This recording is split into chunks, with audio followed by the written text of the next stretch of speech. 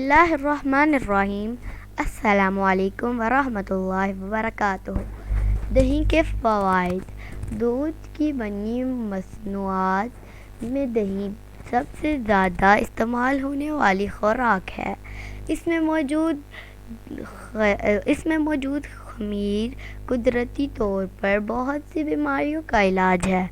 دہی جلد کی خشکی ختم کرتی ہے۔ سر کے بالوں میں لگانے سے بالوں میں چمک اور خشکی تقریب بھی ختم کرتی ہے۔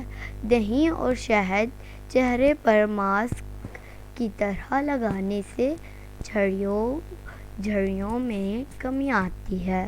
پیٹ کی بیماریوں میں دہی بہت مفید ثابت ہوتا ہے۔